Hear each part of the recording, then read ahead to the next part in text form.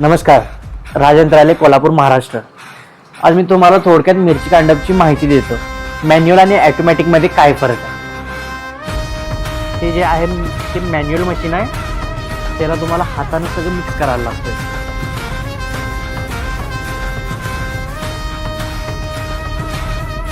हे मशीन आहे ऑटोमॅटिक आहे, त्याला हात घालायची काहीच गरज नाही.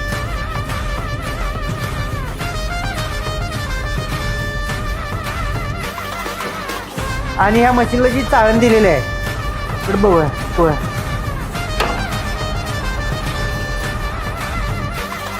आता हे मॅन्युअल मशीनचं वर्किंग कसं आहे तुम्हाला मी दाखवतो.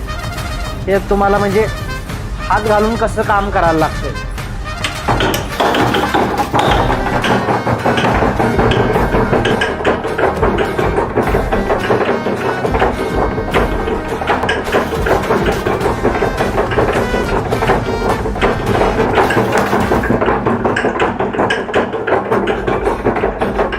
हे जे मशीन आहे हे ऑटोमॅटिकमध्ये येतं.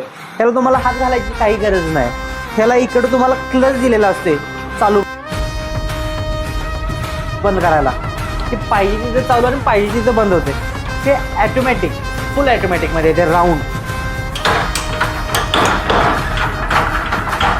चालूमध्ये वर्किंगमध्ये तुम्ही हे चमचे चालू बंद करू शकता.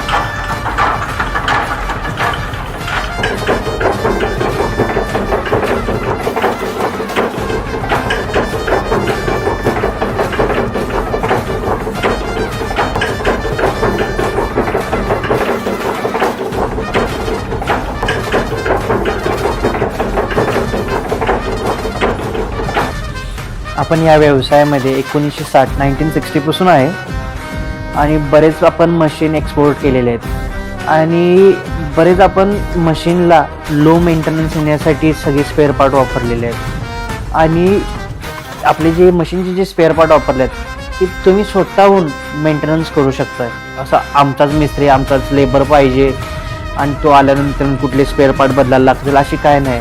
इझी गोईंग, जेवढे महिलांसाठी जेवढं सोपं होईल मशीन वापरण्यासाठी तेवढा आम्ही ह्याच्याकडे फोकस केलेला आहे.